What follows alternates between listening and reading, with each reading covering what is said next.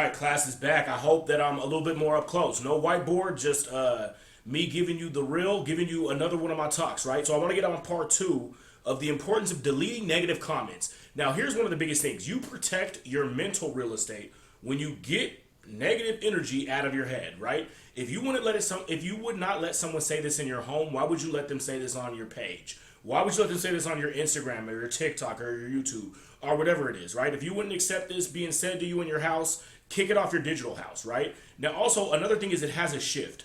So a lot of the things or a lot of the times when you look into like manifestation, it talks a lot about how we shift identities as we evolve, right? You might go from student to graduate student to employee to executive to CEO, regardless of what it is, you're basically shifting. Now, when you delete negative, when you're in a space like any type of social media or YouTube, you're going from being a reactor to a curator, right? When someone leaves something negative, you might react to it or you might engage with it or give it some likes or some attention or whatever the case, right? You're being taken out of the curator space and now you're reactionary. We never want to react because a lot of the times when we react, it's our emotions taking over our intelligence, right? Now, another thing you want to do is when you delete negative comments, it's kind of like telling somebody not to interrupt you, right? Or not to call you past a certain time. You're establishing a boundary. I think one of the most important things in this generation is people need to learn, even though it's online, there are still boundaries that you don't cross with somebody, right? We see all this trolling and all these pranks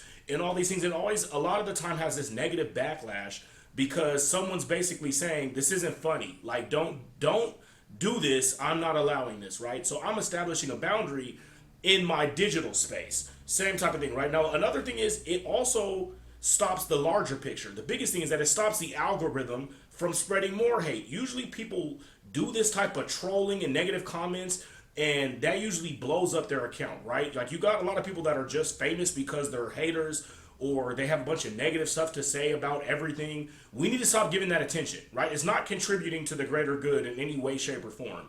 Some people might find it entertaining, but most of the time it's just mindless garbage, right? So it stops that, right? Now, another thing is you never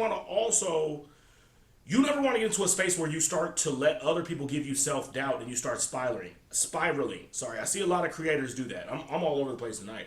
But I see a lot of creators do that where they let some of these negative comments really pick at them as a person. Someone could say they don't like my beard. They could say that they don't like my haircut. They could say that I sound like Patrick Mahomes, like I hear all the time, or Seth Rogen, right?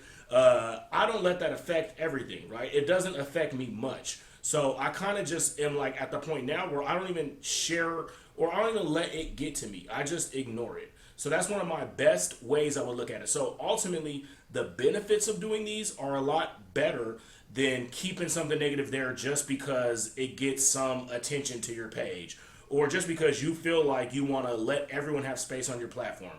Not everyone needs space on your platform. I would say that much right now. So I hope that this helps.